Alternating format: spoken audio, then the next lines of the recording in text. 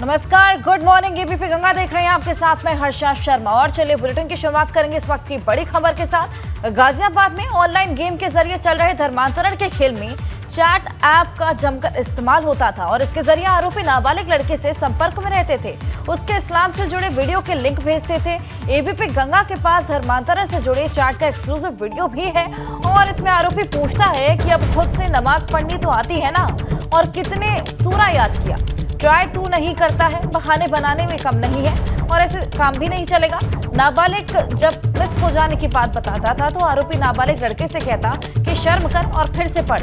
आरोपी ये भी कहता कि सबसे बड़ा गुनाह नमाज मिस करना है और ये तुम्हें गैर मुस्लिम बनाता है। तो गाजियाबाद में ऑनलाइन गेम के जरिए धर्म बदलवाने की साजिश का खुलासा तब हुआ जब नाबालिग लड़का 5 बार जिम जाने के बहाने नमाज पढ़ने चला जाता था। देखिए एक्सक्लूसिव चैट हम आपको दिखा रही हैं।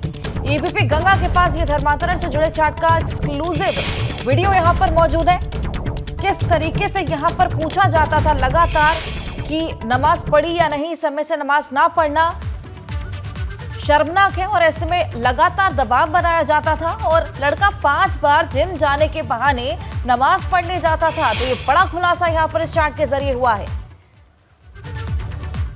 क्या पूरा मामला, ये भी आपको बता देते हैं।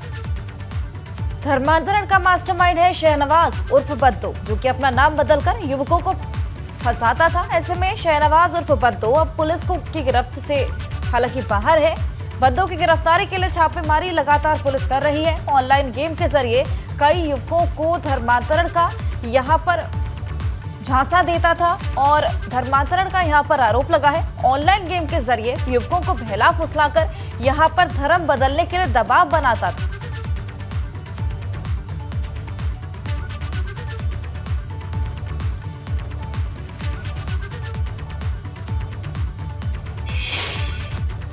और वहीं लखनऊ में बुधवार की दोपहर कोर्ट के अंदर पश्चिमी यूपी के कुख्यात गैंगस्टर संजीव माहेश्वरी उर्फ जीवा की गोली मारकर हत्या कर दी गई। संजीव और जीवा पेशी के लिए लखनऊ की SC/ST कोर्ट में लाया गया था और जिस वक्त उस पर गोलियां दागी गई उस वक्त वो कोर्ट रूम में ही मौजूद था।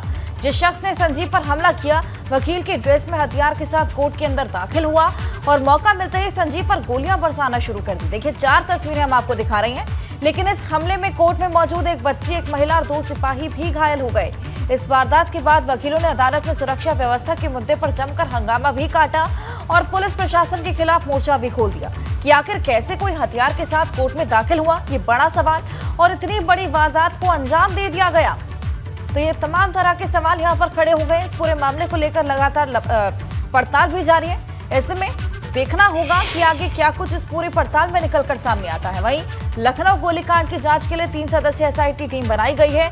इसमें JCP Nilabja Chaudhary, IG Praveen Kumar, ADG technical Mohit Agarwal शामिल है। सीएम ने हफ्ते भर में जांच पूरी करने के यहाँ पर निर्देश दिए हैं। जो एक हमलावर था वो हालांकि पकड़ा गया है। उसके अलावा इस पूरी साजिश के पीछे कौन था, मास्टरमाइंड कौन था, इस पूरी जांच को लेकर यहाँ पर SIT के हवाले कर दिया है। तो 3 सदस्यीय SIT टीम यहाँ पर गठित की गई है। हफ्ते भर का समय यहाँ पर सीएम द्वारा दिया गया है इस पूरे मामले की कड़ी पड़ताल करने के लिए और 3 सदस्यीय SIT टीम का गठन यहाँ पर किया गया।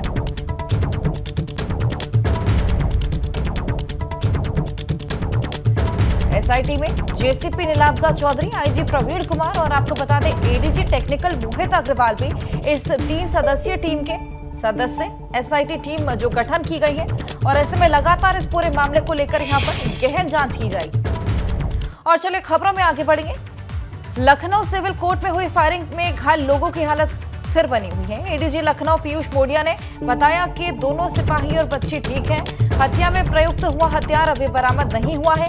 एक ही हमलावर था और उसने इस घटना को अंजाम दिया। तो दोनों सिपाही और बच्चे, उनकी हालत अभी ठीक है। पीयूष मोडिया ये बोलते हुए नजर आए। जो घायल है उनकी कंडीशन स्टेबल है और जो भी आवश्यक मेडिकल एड दी जानी चाहिए थी वो दी जा रही है। इसके अलावा जो पुलिस द्वारा आवश्यक विधिक कार्रवाई की जा रही है। जो पुलिस पार्टी थी उनके द्वारा तहरीर देकर मुकदमा दर्ज करने की कार्रवाई प्रचलित है। और बाकी स्थिति नियंत्रण में ठीक है। सिपाही की स्थिति कैसी है सर? बच्ची की पूरी ठीक है, ठीक। दोनों सिपाही और जो बच्ची है उनकी कंडीशन स्टेबल है। सर असला बरामद हुआ वेपन? अभी तक तो हमारी जो पुलिस पार्टी वहाँ लगी हुई है कोर्ट परिसर में, वो लोग वहाँ पर, चूँकि वहाँ पे काफ़ी संख्या में जो एडवोकेट्स भी इकट्ठे थे, उस स्थिति को हैंडल कर रहे हैं और जो वेपन इत्यादि है उसकी बरामदगी के प्रयास किए जाएँ। शीघ्र होते ही आपको बता देंगे। अभी तक क्या वजह रही क्यों उसने चला, क्या बताया? नहीं, इस बारे में अभी चूँकि इनका इलाज चल रहा है, इससे पूछताछ सीधे कर पाना संभव नहीं हुआ है, परंतु जैसे इनकी कंडीशन ऐसी हो जाती है कि बातचीत की जा सके तो हमारी टीम बातचीत कर लेंगे, आपको अपडेट देते हैं। हम लोगों यादव के घर पर भी जौनपुर में भी पुलिस ने छापे मारे हैं। विजय यादव के घर के पे तमाम चीज़ों की तलाशी ली जा रही है, बातचीत की जा रही है। कुछ चाहिए हो पा रहा है जौनपुर पुलिस से? अभी तक हम यहाँ पर जो अपना मुख्य ऑब्जेक्टिव था कि हम शांति व्यवस्था बनाए रखें, उसी में लगे हुए हैं। अन्य सारी कार्रवाई भी पूर्ण कर ली जाएगी, पूर्ण करके आपको भी सूचित कर देंगे। हमलावर एक ही थे या दो थे?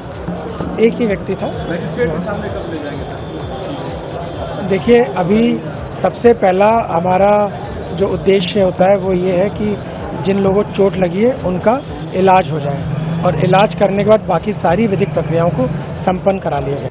जिसमें कि एक व्यक्ति ने गोली चलाई थी, जिसमें संजीव उर्फ जीवा की डेथ हो गई और एक छोटी बच्ची जिसकी उम्र लगभग 1.5 साल है, उसको चोट आई थी। वो यहाँ पर KGMU के ट्रॉमा में भर्ती है और वो सेंसेस में है, वो स्टेबल है। डॉक्टर्स ने उसका निरीक्षण कर लिया है और अभी जो भी उसको चिकित्सीय आवश्यकता थी वो डॉक्टर्स कर रहे हैं।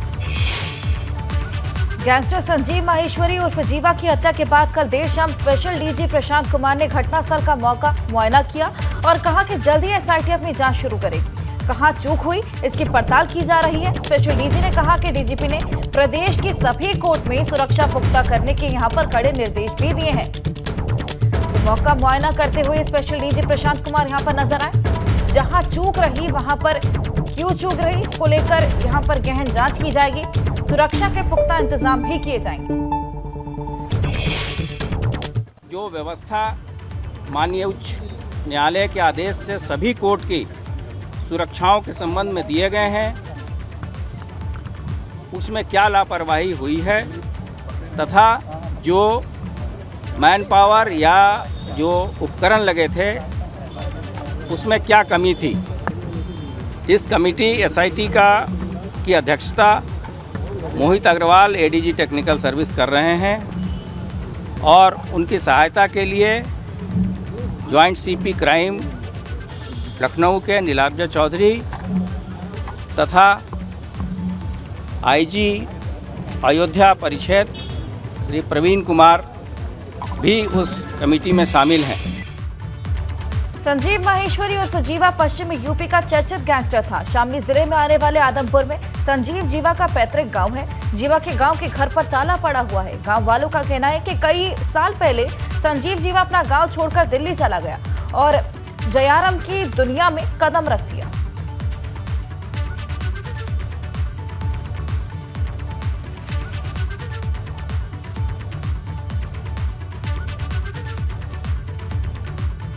इसी गांव के रहने वाले थे जी।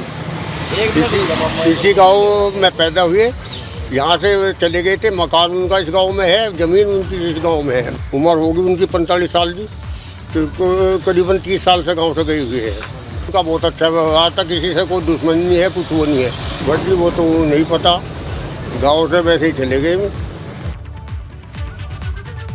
लखनऊ में गैंगस्टर संजीव माहेश्वरी और जीवा पर कोर्ट रूम के अंदर गोली चलाने वाले आरोपी को उसी वक्त पुलिस ने गिरफ्तार कर लिया। वकील के पोशाक में गैंगस्टर की हत्या करने आए इस हमलावर का नाम विजय यादव है, जो पूर्वांचल के जौनपुर का रहने वाला है। हालांकि अब तक ये बात साफ नहीं हो पाई कि विजय यादव ने किसके कहने पर संजीव माहेश्वरी की हत्या की।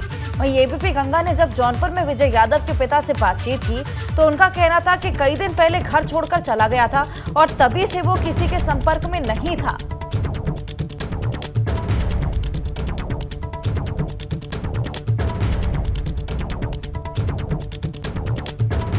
ये सब पाइप तो हमें बताया था कि पाइप लाइन में काम करता हूँ, जो पानी का जल वाला हुआ है। कि घर से गया है, 11 तारीख को गया है, 11 मई को। हम लोग फ़ोन करता था तो मोबाइल स्विच ऑफ बताता था। हम लोग घर वाले सब खुद परेशान थे कि क्यों नहीं बात हो रहा है, क्यों फ़ोन नहीं कर रहा है। की झगड़ा कोई भी नहीं, घर पे आने के बाद तो कहीं जाता भी नहीं था, घर पे ही रहता था। अभी सर वहाँ जाने के बाद अभी अब हमको क्या मालूम अभी क्या किया क्या नहीं किया। जब कभी फ़ोन आता तब तो मालूम पड़ता कि हाँ। सर एक लोग आए अभी दिखाएं फ़ोटो ये भैया, तो हमको लगा सर अच्छा नहीं पता नहीं चला था हम लोग को कि क्या कर रहे हैं। सब मोबाइल की स्विच ऑफ थी। 22 मार्च को आए थे तो यहाँ से फिर चले गए थे लखनऊ कि हम लखनऊ में सर काम कर रहे हैं, पाइप पानी वाला काम करते थे, पाइप डलती था ज़मीन में। पश्चिमी यूपी का कुख्यात अपराधी संजीव माहेश्वरी उर्फ जीवा की मुजफ्फरनगर में भी संपत्ति थी। 1 साल पहले जिला प्रशासन ने संजीव जीवा की 4 करोड़ की संपत्ति पर सीलिंग की कार्रवाई की। ये बेनामी संपत्ति संजीव जीवा की पत्नी पायल माहेश्वरी के नाम थी। संजीव जीवा की पत्नी पायल माहेश्वरी 2017 के चुनाव में आरएलडी के टिकट पर मुजफ्फरनगर की सदर विधानसभा सीट से चुनाव भी लड़ी थी।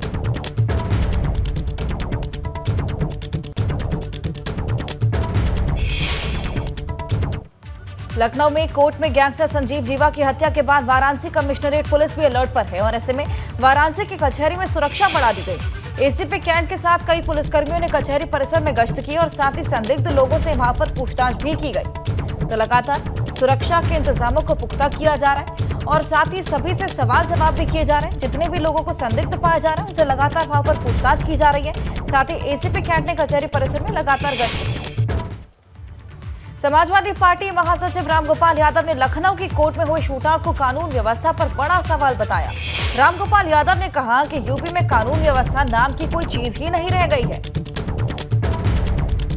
प्रदेश सरकार को रामगोपाल यादव ने यहां पर आड़े हाथों लिया है, हमलावर होते हुए नजर आए। प्रदेश में कानून व्यवस्था को लेकर यहां पर निशाना साधते हुए भी नजर आए।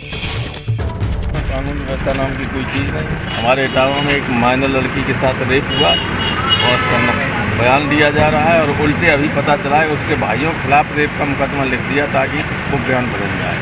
आज प्रदेश में यही चल रहा है। गैंगस्टर संजीव माहेश्वरी और जीवा की लखनऊ कोर्ट में हत्या के बाद विपक्ष ने कानून व्यवस्था पर सवाल उठाए, क्योंकि इससे पहले अतीक और उसके भाई अशरफ की भी ऐसे ही हत्या हुई थी। बसपा सुप्रीमो मायावती ने कहा कि ट्वीट करके कि गैंगस्टर की हत्या को लेकर लॉ एंड ऑर्डर पर सवाल उठाए हैं। वहीं सपा मुखिया अखिलेश यादव ने भी जमकर निशाना साधा।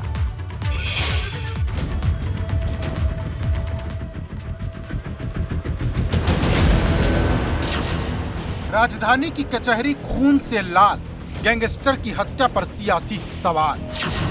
अतीक हत्याकांड से नहीं ली सीख, पुलिस कैसे करेगी अपनी गलती ठीक। लखनऊ के कैसरबाग कोर्ट में पेशी पर आए कुख्यात बदमाश संजीव माहेश्वरी उर्फ जीवा की गोली मारकर हत्या कर दी गई।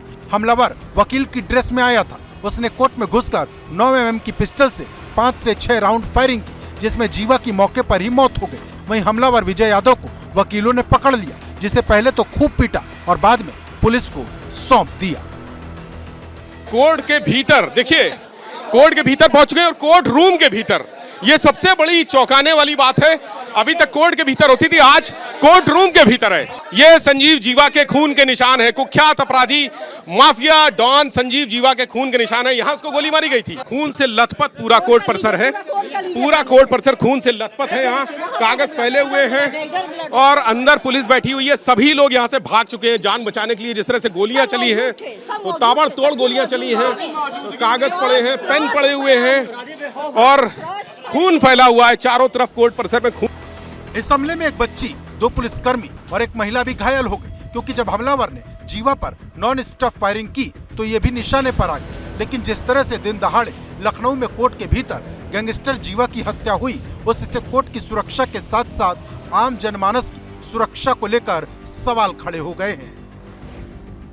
न्यायाधीश में ठीक है, एक आदमी अधिवक्ता की कपड़े में पहन के आके गोली मार देता है, जब यहाँ पे हम आम अधिवक्ता भी सुरक्षित नहीं है, यहाँ पे मौकिल भी सुरक्षित नहीं है। यहाँ सुरक्षा कोई व्यवस्था नहीं है। मैं इससे पूर्व में कई बार तो यहाँ पर गोलियां चल चुकी हैं, कोई नई बात नहीं है।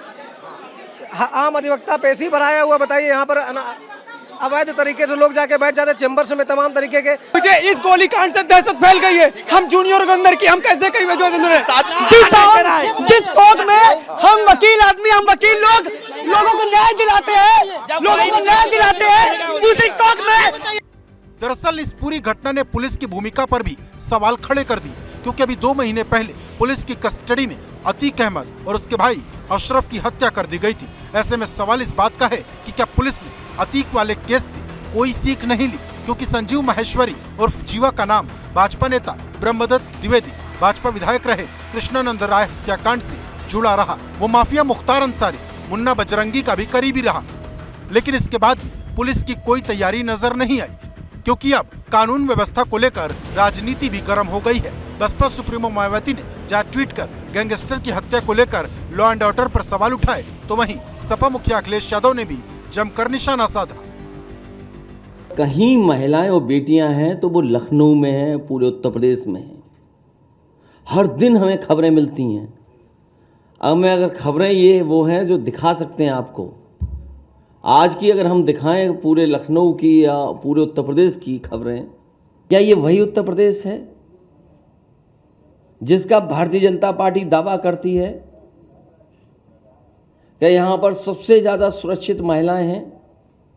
क्या ये लोग टिफिन लेकर के निकले हैं? क्या इनको जिले जिले में लॉ एंड ऑर्डर की घटनाएं नहीं पता लग रही? क्या लॉ एंड ऑर्डर है? हालांकि विपक्ष के चौतरफा हमलों को देख सरकार फुल एक्शन मोड में है। उसने मामले की जांच के लिए 3 सदस्यीय एसआईटी का गठन कर दिया है और 1 हफ्ते के भीतर जांच रिपोर्ट सौंपने को कहा है। मतलब 1 हफ्ते में एसआईटी अपनी जांच सरकार को सौंपेगी। लेकिन सवाल यह है कि क्या वर्तमान की गलतियों से पुलिस भविष्य में सबक लेगी? लखनऊ से विवेक त्रिपाठी, एबीपी गंगा।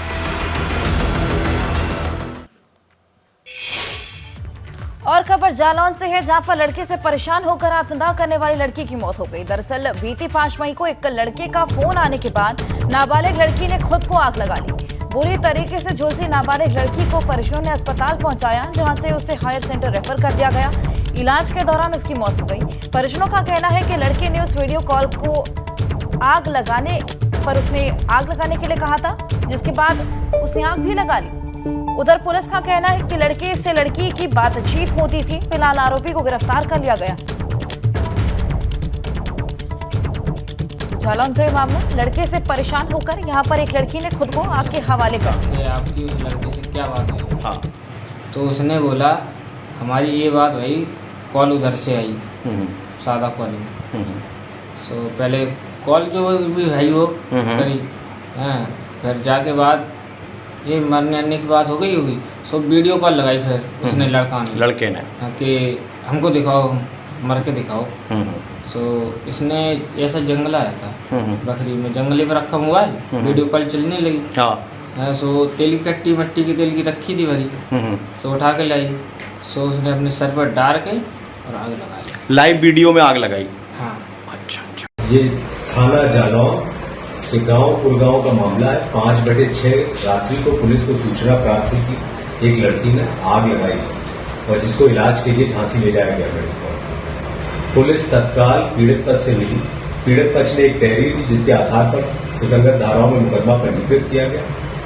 विवेचना से प्रथम दृष्टया जो निकल के आया है, वह लड़की का एक लड़के से फोन पर बातचीत होती थी और उस दिन जिस दिन घटना हुई उस दिन भी उस लड़के से बातचीत हो रही थी और उस बातचीत के बाद लड़की ने एक कदम उठाया। तहरीर में उस लड़के को अभियुक्त बनाया गया। पुलिस की प्रथम दृष्टया जो विवेचना चल रही है उसमें भी उसके खिलाफ सबूत मिले हैं, इसलिए उसको गिरफ्तार कर लिया गया है और आगे जो विधिक कार्रवाई है वो की जा रही है। संत कबीर नगर में स्थानीय भाजपा सांसद और विधायक पर सीएमएस को पिटवाने का आरोप लगा है। विधायक का आरोप है कि एम्बुलेंस ड्राइवर मरीज को छोड़कर भाग गया था, जिसको लेकर सीएमओ से शिकायत भी की गई थी, जिसके बाद सीएमओ छुट्टी पर चले गए। आरोप है कि बीजेपी सांसद प्रवीण निषाद और सदर विधायक अंकुर राज तिवारी समर्थकों के साथ जिला अस्पताल पहुंचे और घटना को लेकर जिला अस्पताल में तैनात सीएमएस डॉक्टर महेश प्रसाद से उलझ गए। आरोप है कि जब सांसद विधायक ने डॉक्टर को भला बुरा कहा और अपशब्द कहे तो विरोध पर उन्हें पिटवा दिया गया। भाजपा सांसद विधायक पर सीएमएस से बदसलूकी के यहाँ पर आरोप लगे हैं। वो उनके नौकर की तरह कार्य करे, जो कि मैं नहीं करता हूँ। हमें करने की जरूरत है। सीएमएस एक गरिमामयी पोस्ट है, धूमिल नहीं किया जा सकता।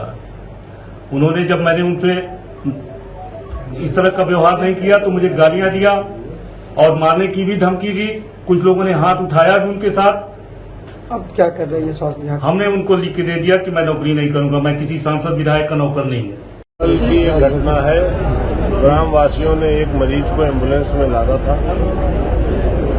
एक एक्सीडेंट के बाद जिस मरीज को एम्बुलेंस ड्राइवर ने रोड पे ही फेंक करके वो चला गया, उसका उचित इलाज नहीं हो पाया। ये सूचना जैसे ही मिली, हम और माननीय सांसद जी हम सब लोग यहाँ जिला अस्पताल आए। कल से ही सीएमओ को और सीएमएस को इस चीज की जानकारी दी गई थी, लेकिन अभी तक न सीएम ड्राइवर का न एम्बुलेंस का, इन सब चीजों का या किसकी गलती थी, ये सब इसके ऊपर एक कार्रवाई की जाए। ये सब बिना किए सीएमओ छुट्टी लेकर के तुरंत यहाँ से भाग गया और सीएमएस।